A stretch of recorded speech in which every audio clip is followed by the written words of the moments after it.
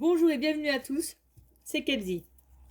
Aujourd'hui dans cette nouvelle vidéo, nous allons faire ensemble un exercice de numérologie qui consiste à trouver son nom de sorcière. À savoir qu'il y a d'autres exercices pratiques pour avoir son nom de sorcière. Moi j'ai choisi la numérologie, donc voilà. Il faut savoir aussi qu'on peut avoir plusieurs noms de sorcière pour une seule personne. Il y a un nom qu'on utilisera pour se nommer au sein de la communauté. Et un nom qu'on doit garder uniquement pour nous, ou notre coven, ça dépend. Celui-ci doit rester impérativement secret. C'est celui-ci qu'on utilisera pour les rituels, les sabbats, etc. Alors, on va commencer. Donc ici, j'ai répertorié chaque chiffre avec les lettres qui lui correspondent pour cet exercice-ci. Donc nous avons le 1, A, J, S, 2, B, K, T, etc., etc., etc. D'accord, je vous laisse un moment pour que vous puissiez les lire. Voilà. On va garder ce schéma-là en tête. Voilà. Hop. Nous allons tout d'abord marquer notre date de naissance. Le 3 du 7 1920 pour ici l'exercice. Nous allons additionner cette date de naissance. Donc nous allons additionner le 0, plus 3, plus 0, plus 7, plus 1, plus 9, plus 2, plus 0 est égal à 22. Ces deux chiffres-là, nous allons de nouveau additionner. 2 plus 2 est égal à 4. On ne voit pas bien, mais voilà. Ok. Donc ici, en fait, le 4 correspondra à la première lettre de votre nom, qui ici est D, M, V. 4, D, M, V. D'accord? J'ai mon chat qui m'appelle.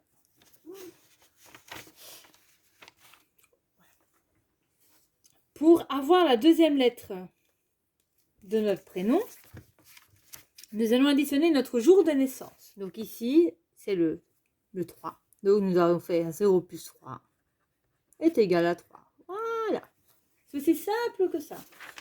On regarde sur la feuille, le 3 équivaut à CLU. CLU. Deuxième lettre de votre prénom.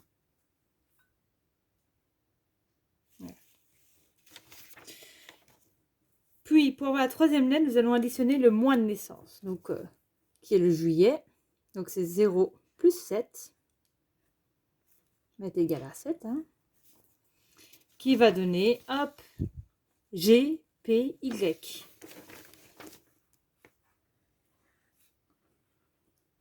G, P, Y. Désolée pour l'écriture, j'ai eu le petit doigt cassé l'année passée et depuis j'écris vraiment pas bien. Voilà. Ok. Donc nous avons déjà les 3 premières lettres, entre guillemets, de notre nom.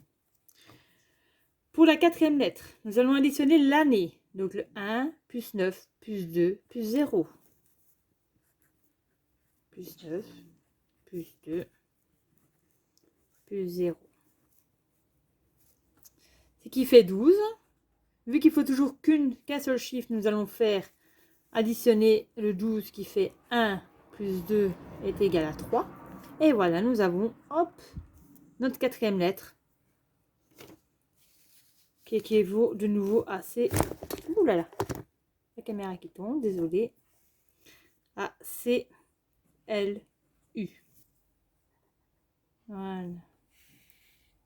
Ok. Pour avoir la cinquième lettre, nous allons additionner les lettres de notre prénom. Par exemple, si une personne s'appelle Léna, on va faire court, hein. Voilà.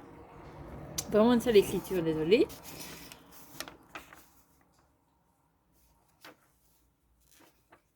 Nous allons voir le L, c'est le 3. Le E, bam, bam, bam, il est où? C'est le 5. Plus 5. Le N, c'est le 5. Et le A, c'est le 1.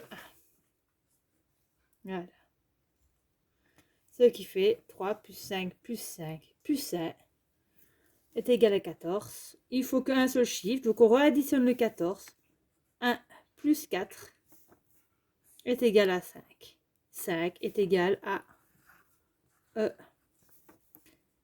N, W. J'espère que jusque-là on me suit. Voilà. Donc nous avons voilà, les lettres qui correspondent au prénom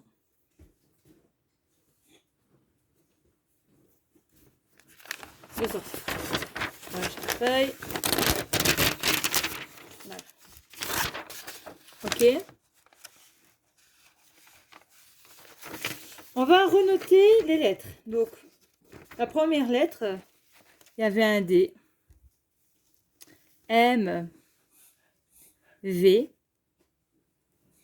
Deuxième lettre, C, L, U. Troisième lettre, G, P, Y. Quatrième, C, L, U.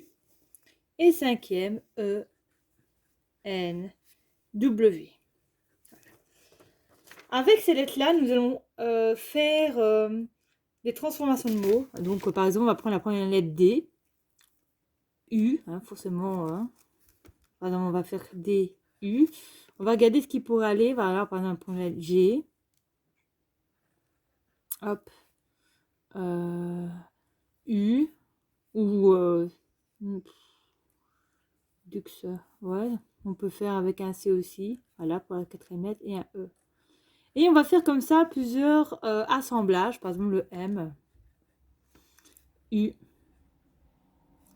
P. L. E. Miple. Donc là, c'est vraiment, j'ai fait avec un prénom au hasard, une date de naissance au hasard. Et on va faire toutes les combinaisons possibles. Moi, j'ai fait vraiment pour mon nom à moi, toutes les combinaisons possibles que j'en avais. J'ai pris la première lettre, puis la première lettre qui allait, et puis chaque fois comme ça, puis après j'ai pris la deuxième lettre. Et au final, j'ai eu une quarantaine de propositions. Voilà. Après, une fois que vous avez fait noter tous les prénoms qui sont susceptibles d'être le vôtre, il y a plusieurs moyens. Soit vous le faites au coup de cœur, donc vous choisissez vous-même deux prénoms, donc un qui reste secret et un que vous divulguerez aux gens, qui vous tiennent à cœur, qui vous touchent. Faites-le au ressenti peut-être. Soit vous pouvez faire comme moi. Moi, ce que j'ai fait, c'est que j'ai réparti donc les prénoms, les différents prénoms à différents endroits sur une feuille. Et vu que je pratique le pendule, j'ai pris mon pendule et j'ai demandé simplement à mon pendule de m'indiquer lui-même mon nom de sorcière officiel que je pourrais dire à la communauté. Et je suis passée comme ça tout près avec. Et quand il s'est senti c'était le bon, mais il a commencé à bouger dessus. D'accord ? Voilà. Et je suis passée sur chaque prénom jusque quand mon pendule m'a fait ressentir, a commencé à bouger pour me dire oui, c'est celui-là. Et j'ai fait pareil pour le prénom, le nom qui devait rester secret. J'ai dit pareil, voilà, je me suis dit dans ma tête, petit pendule, dis-moi où est mon nom de sorcière que j'utiliserai lors de mes rituels. Et je suis passée comme ça, tout doucement, jusqu'au moment où hop, il s'est arrêté, il a commencé à tourner. Et voilà, j'ai su que c'était celui-là. Du coup, j'ai pas fait au hasard. Je me suis vraiment fiée à mon pendule. Maintenant, si vous ne pratiquez pas le pendule, vous pouvez faire votre ressenti. Le faire au sort aussi. Vous pouvez taper les noms sur des bouts de papier, les mettre dans un petit bol et pêcher au sort deux prénoms que vous utiliserez. Voilà. Il y a plusieurs solutions. Sur Internet, il y a d'autres pratiques pour savoir son nom de sorcière. Il y a la méditation, il y a l'auto-hypnose, il y a beaucoup de choses. Moi, j'ai choisi celle-ci que je voulais vous faire partager aujourd'hui. Donc, voilà. Donc, si vous avez des questions, n'hésitez pas à m'envoyer, à écrire un commentaire, j'y répondrai. Et ça sera tout pour aujourd'hui. Je vous dis merci pour votre patience d'avoir écouté cette vidéo. Et je vous dis à très bientôt. Au revoir tout le monde.